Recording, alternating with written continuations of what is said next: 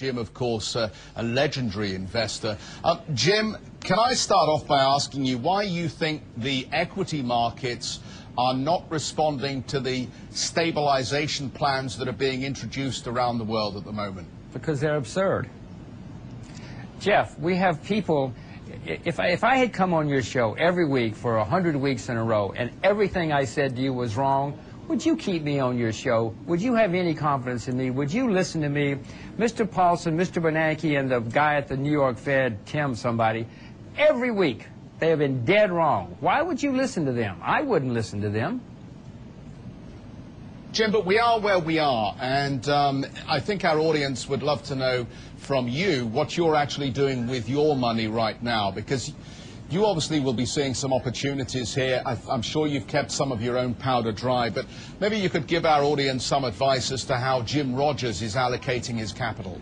Well, I have an enormous amount of cash, and I've been using it to buy more Japanese yen, more Swiss francs, more agricultural products. I mean, there's a liquidation phase going on, Jeff, where everything is being liquidated. I bought agriculture last week, and it's down this week. You know, they're selling everything in sight. But that's what I've covered. Some shorts. I covered a few shorts here today. That's what I'm doing with my money now. Jim, at some point this has got to end, right? And at which levels in the markets would you start thinking, you know what, companies look cheap enough for me right now to get back into equities? I'm not sure I want to buy equities when the market caves in. I don't think equities are going to come out of this on top. Normally when you have a panic, the way you make money is you buy the things where the fundamentals have been unimpaired, and they will lead the market coming out. Most equity, I mean, Morgan Stanley is not coming out of this unimpaired. So I'm buying commodities. Commodities are the only thing I know that are coming out of this unimpaired, where supply and demand is still terribly out of balance, and the Japanese yen and the Swiss franc. There's a real feeling, at least here in Asia, of helplessness, watching what's being done in the financial markets here, the wealth destruction that's happening through no fault of their own, the Asians seem to feel, because this was a problem that was primarily a Western financial system problem. But Asia is not immune to this. I happen to agree with you. I find it outrageous that anybody has to step in and bail out a bunch of 29-year-olds driving Maseratis. What about all the people in countries that minded their manners, saved their money, didn't get overextended, and now all of a sudden they're being asked to bail out a bunch of guys on Wall Street who were incompetent at best and some of them crooks? I find it outrageous. But by the way, even if it's not outrageous, the way to solve this problem is to let people go bankrupt. All of this pumping money into the system is not going to save it. You see what the market is saying. The market says, we don't buy that. Let people go bankrupt, then you will hit bottom, and then you will start over. The people who are sound will take over the assets from the people who are unsound, and we will start over. This is the way the world has worked for a few thousand years.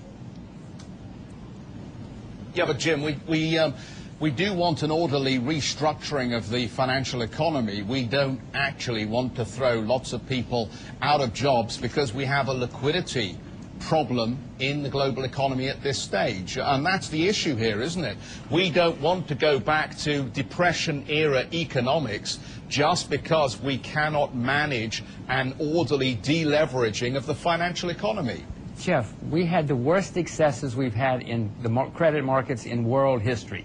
You think we just wake up one morning and say, oh, well, we had a horrible, horrible period of excess, and now everything's okay, we're just going to ignore that?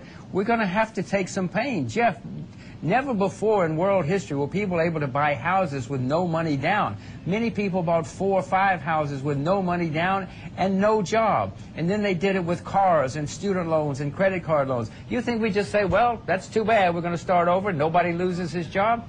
Jeff, be realistic. Jim, what do we need from our G7 leaders this weekend?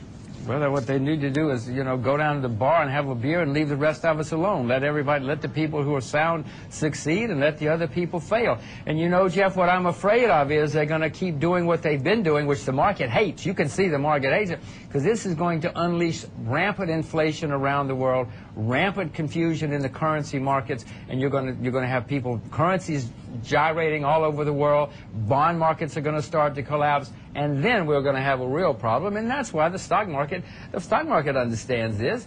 They're unleashing a inflationary holocaust because they don't know what else to do, and they're making mistakes. All right, and if I can just bring it back to Asia once again, because the Asian economies depend so much on what happens in the U.S. And yeah, you could let these companies go bankrupt. You could let this creative destruction take place in the Western financial system.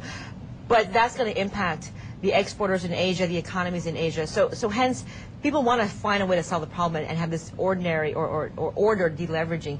Is there anything Asian economies or Asian policymakers can do to help? Well, what they should continue to do is to save their money, keep their powder dry, and try to maintain stability in their own countries. Singapore's got gigantic reserves. Why should they throw them into the breach to bail out America? They better take care of themselves. China, the same thing. Japan, the same thing. They should not be stepping into the breach to help people who made mistakes. Let me bring in our guest host who's been staying with us very patiently there, Adrian Mowat in Hong Kong. Adrian, you've got a question for Jim, right?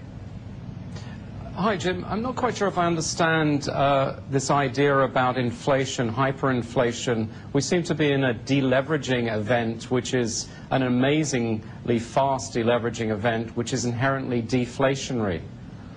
Well, Adrian, when you print gigantic amounts of money and you flood the world with money, throughout history, that has led to inflation. Yeah, what I said was we're coming out of this. They're setting the stage for when we come out of this of a massive inflationary holocaust was the word I used. That's what I meant. Right now, yes, everything is being liquidated. Everything is being liquidated. It doesn't matter about the fundamentals. But that's what I was explaining, too. In a period like this, the way you make money coming out of it is to own the things where the fundamentals have not been impaired. Jim, very good speaking with you from London here. Thanks so much for giving us your time this morning as we try and address exactly why these equity markets are down so heavily in the Asian sector.